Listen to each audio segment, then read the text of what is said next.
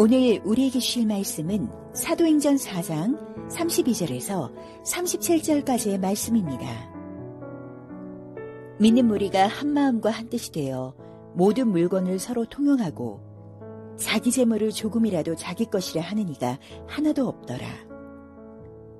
사도들이 큰 권능으로 주 예수의 부활을 증언하니 무리가 큰 은혜를 받아 그 중에 가난한 사람이 없으니 이는 밭과 집 있는 자는 팔아 그 판 것의 값을 가져다가 사도들의 발 앞에 두매 그들이 각 사람의 필요를 따라 나누어 줌이라.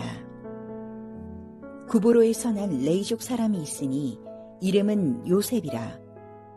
사도들이 일컬어 바나바라 하니 번역하면 위로의 아들이라. 그가 밭이 있음에 팔아 그 값을 가지고 사도들의 발 앞에 두니라. 헌신된 삶이라는 제목으로 최영덕 목사님께서 말씀 전해주겠습니다. 성경에 보면 헌신된 삶을 산 사람들이 많이 있습니다. 또 헌신된 삶 속에서 그 공동체가 보이는 모습들이 많이 있습니다. 사도행전 4장 32절부터 37절을 통해서 초대교회는 어떠한 헌신된 삶을 살았는가 살펴보기 원합니다. 32절 믿는 무리가 한 마음과 한 뜻이 됐다. 근데 지금 한국교회는 어떻습니까? 하나님을 믿는 무리들이, 하나님을 믿는 성도들이, 백성들이 한 마음과 한 뜻이 됩니까?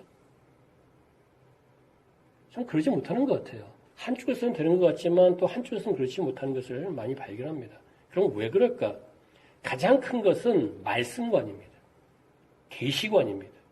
그러니까 한마디로 표현하자면 하나님의 말씀을 정황무오한 하나님의 말씀으로 믿느냐 안 믿느냐의 차이가 굉장히 크다는 거죠.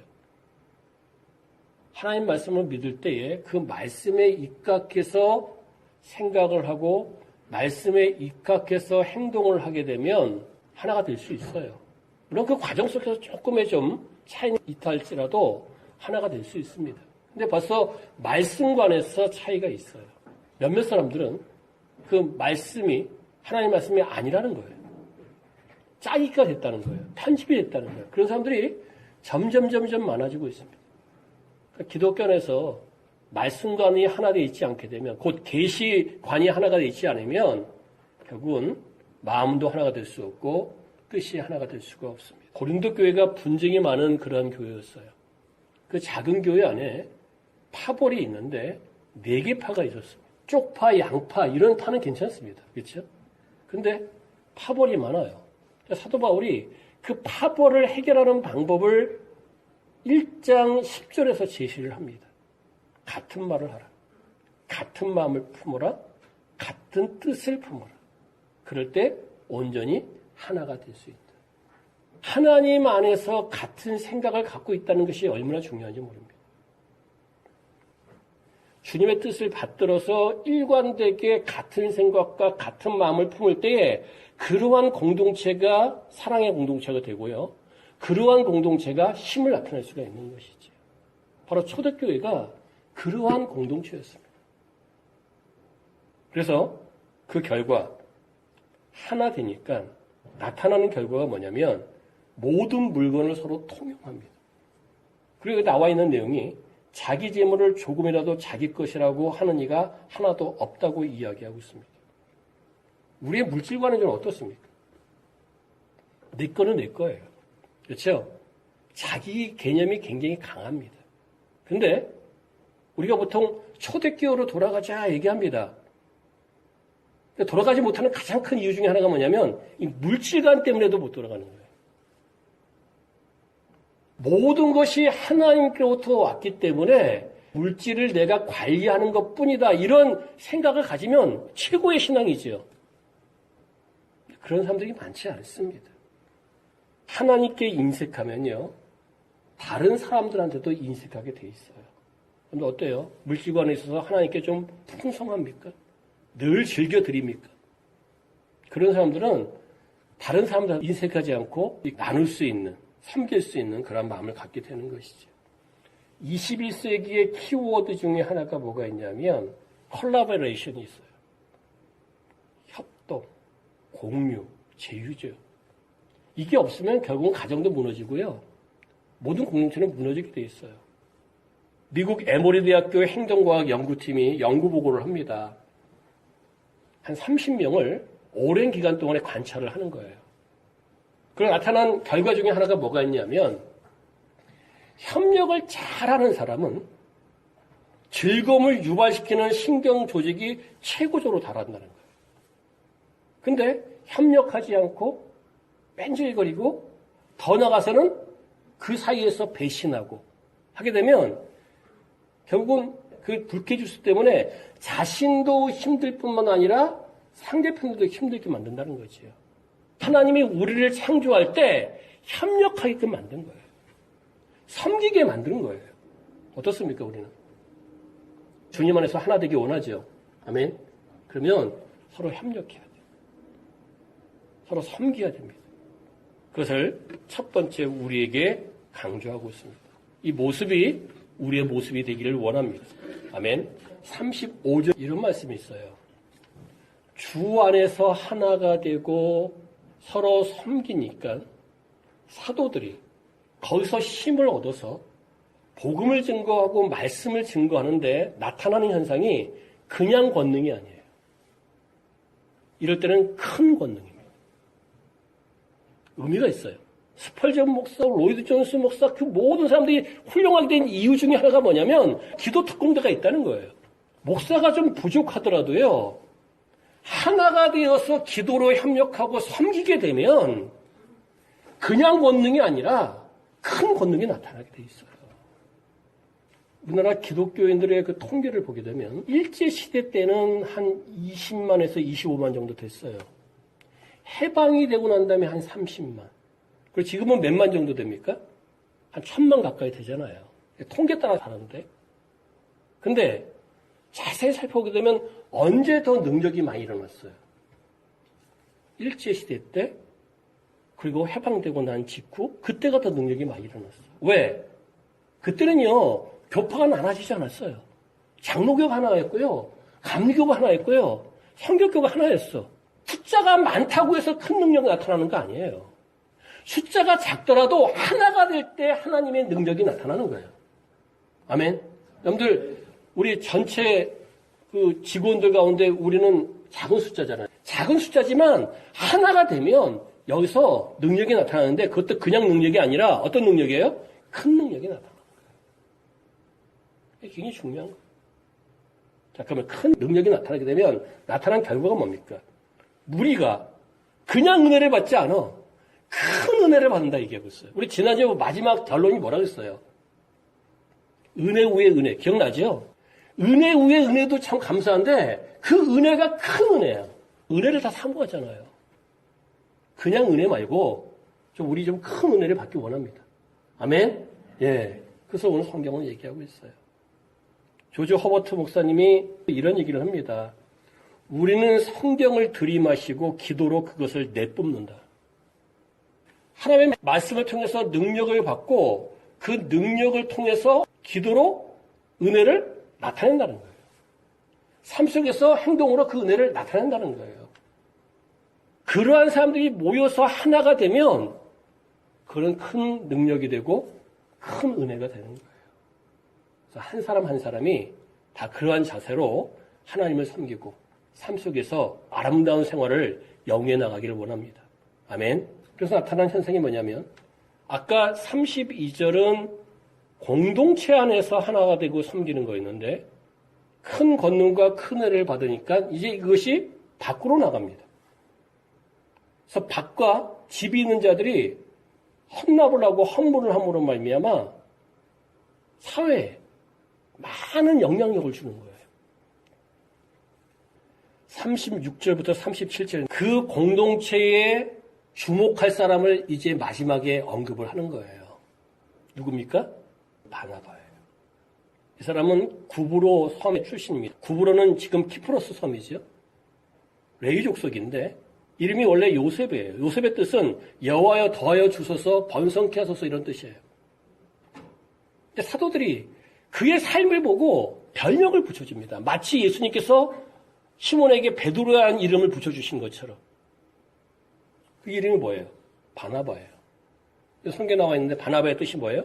위로의 아들이에요. 얼마만큼 사람들을 위로하고 사랑으로 대하고 그런 행동을 했으면 사도들이 너 이제 요셉으로 하지 말고 바나바라는 이름을 사용하라.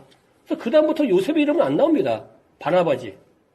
자, 그러면 이 사람에 대해서 가장 구체적으로 또 정확하게 이야기하고 있는 성경 구절이 어떤 것인가 살펴봤더니 사도행전 11장 24절입니다. 이거예요. 바나바는 착한 사람이요 성령과 믿음이 충만한 사람이라.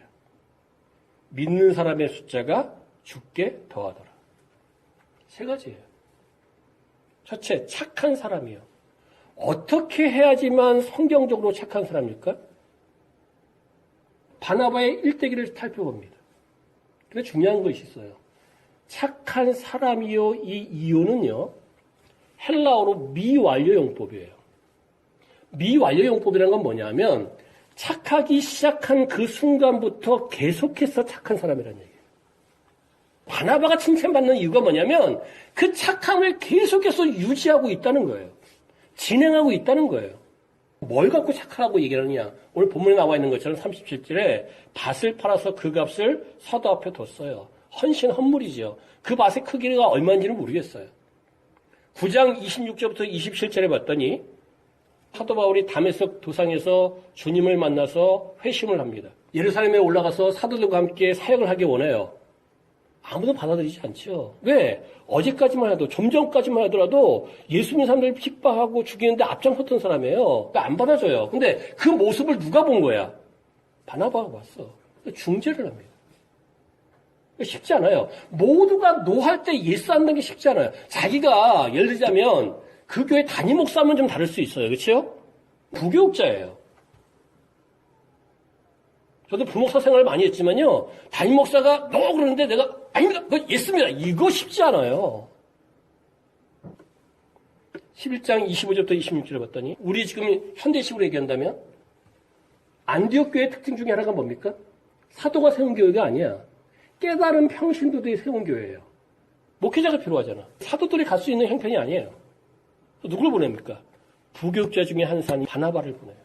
그러니까 바나바가 가서 목회를 하면서 먼저 한 행동 중에 하나가 뭐냐면 여기 보니까 지금 사도 바울은 어디가 있어요? 다소에 가 있어. 자기 고향에 가 있어요. 한 8년 내지 10년 된 거야. 다소에 직접 내려가서 바울을 데리고 와서 안디옥 교회에 등용시킵니다.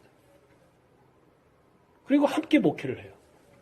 그 안디옥 교회가 이방인들한테 어떤 소리를 들어요? 저들이야말로 그리스도인, 작은 예수라는 뜻이죠. 그 다음에 15장 37절에 보면 1차 선교행을 바울하고 바나바가 같이 떠납니다. 근데 함께 동행했던 사람이 누구예요? 마가입니다. 마가가 어렸어요. 의진이 있었고 열정이 있었지만 이게 녹록지 않잖아. 그래서 결국은 도중에 하차를 합니다. 이탈을 하죠. 2차 선교행 떠날 때 당시에 사도 바울은 굉장히 강했습니다. 젊었으니까 또 과거에 율법주의자였으니까 굉장히 강해요. 그래서 한 번 이탈한 사람은 2차 선교행 데리고 갈 수 없다. 바나바는 한두 번 실수할 수 있다. 데리고 가자. 이거 갖고 심히 다투갖고 결국은 나눠지잖아요. 근데 마가가 이 은혜로 말미암아, 이 용서와 사랑으로 말미암아 나중에 어떤 존재가 됩니까? 바울도 인정하는 존재가 돼요. 디모데 전서 후서를 보게 되면 바울이 드디어 인정을 합니다. 그렇죠? 그리고 뭐를 썼어요? 마가복음을 쓴 거예요.